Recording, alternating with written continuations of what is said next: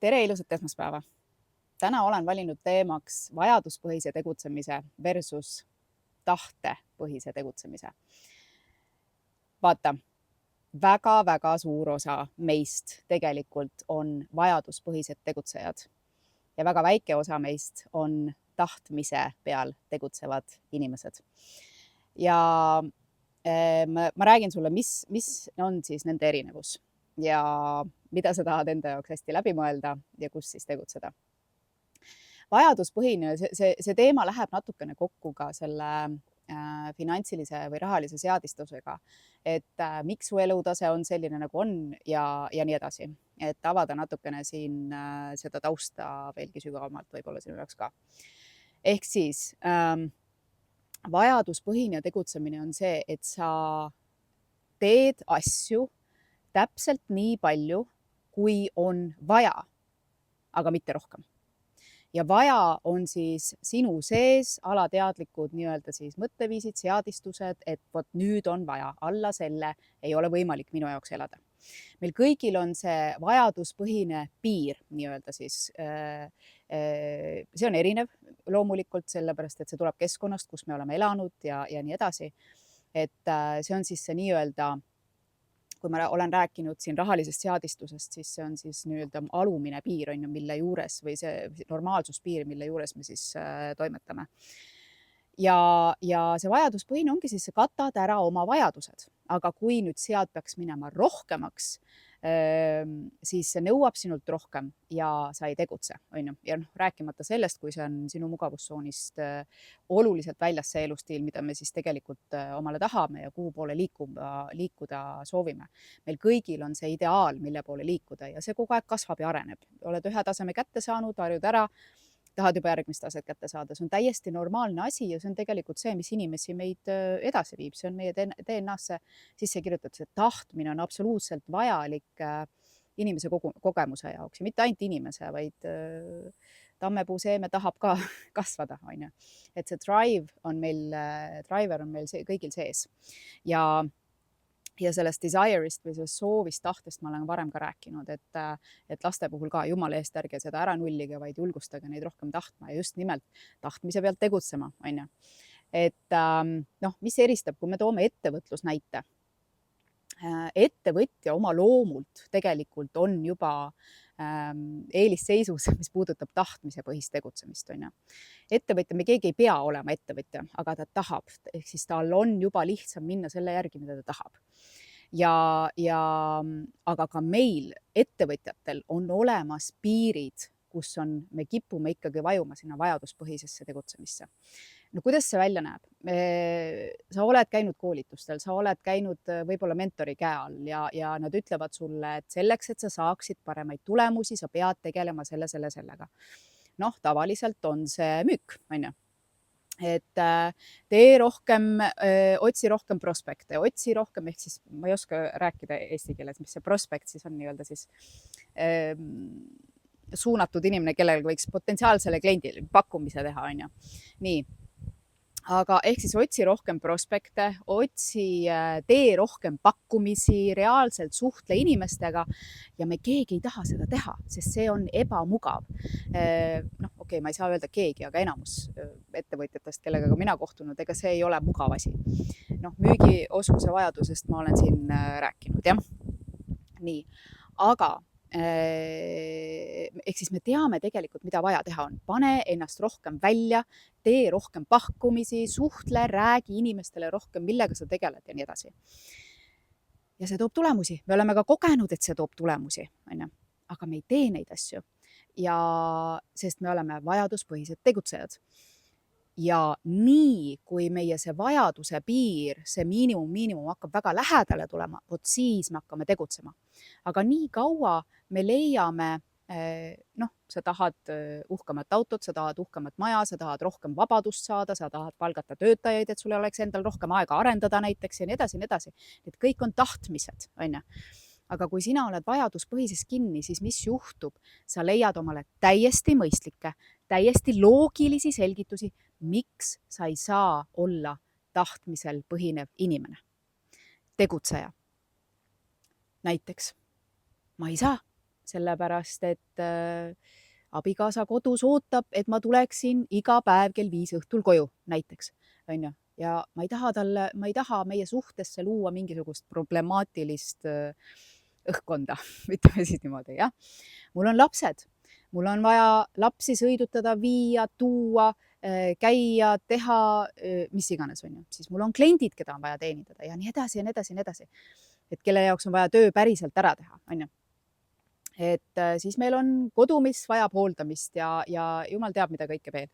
Ja tulevad ka täiesti, me ise alateadlikult loome ka omale olukordi, mis ongi täiesti füüsiliselt, mul on tervisega tekkinud mingisugused mured, on ju. Aga need kõik on suuresti enesekaitse. Ma tunnen, et ma olen väsinud.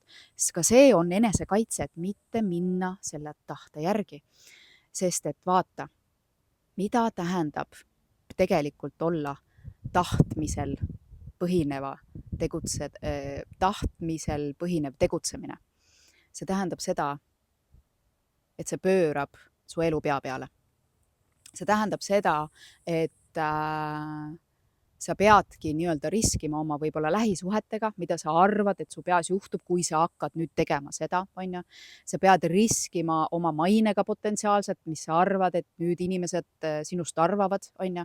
Ehk siis see, et minna oma tahtmise järgi, on psühholoogiliselt raske teha, sest et meie peas on väga palju uskumusi ja mõtteid, et miks mitte seda teha, sest et sellel on tagajärjed nii-öelda. Ja me ei saa sellest üle.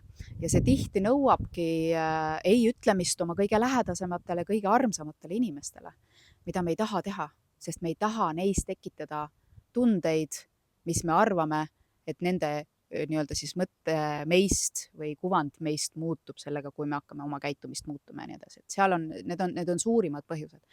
Selleks, et minna oma tahtmise järgi, sa pead suutma piire paika panna ja sa pead hakkama ütlema mitte ainult ei enda emotsioonidele ja soovidele ja olema rohkem distsiplineeritud inimene, vaid sa pead hakkama ütlema ei oma kõige kallimatele inimestele, mida on siis kõige raskem teha, eks. Nii et või siis loobuma oma elustiilist. Osade inimeste jaoks on keeruline loobuda oma ehitatud ettevõttest, sest see keerab kõik pea peale, mis sa tead, et sa pead tegema, eks.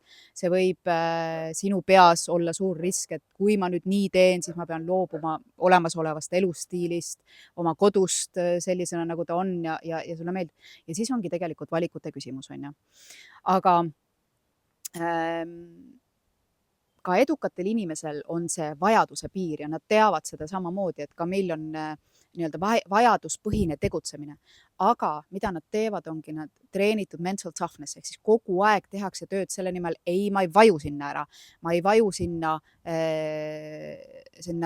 mugavusse, sinna tavapärasusse, vaid ma lähen teadlikult, ma teen iga päev sellega tööd, ma kirjutan välja, mida ma tahan ja ma teen otsuseid selle pealt, on ju.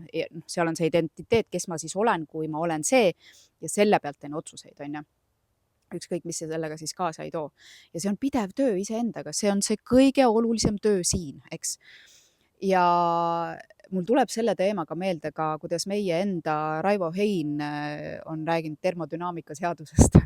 Mina olen sellest aru saanud niimoodi, et kui sa ei tee, siis kaos tuleb niikuinii. Näiteks, kui sa ei korista, siis lõpuks see kaos tekib niikuinii, on ju. Kui sa ei hoolitse enda eest läbi toitumise, ehk siis iga asjaga, kui sa tahad, et on hea, siis kaasneb distsipliin, on ju. Ja täpselt samamoodi on rahas ja ettevõtlus, sellega kaasneb tugev mentaalne mõtteviis, enesekontroll, enda nii-öelda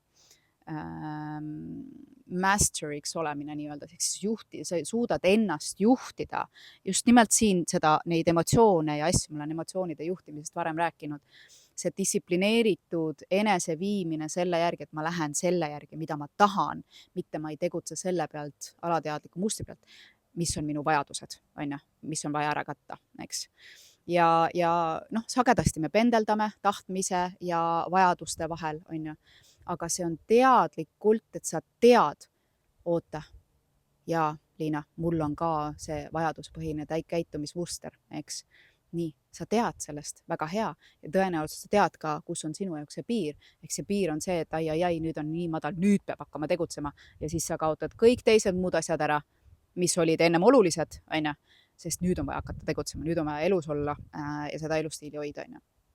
Vot seesama energia, mis sa sellel hetkel võtad tegelikult teadlikkusega tahtmise põhiseks tegevuseks.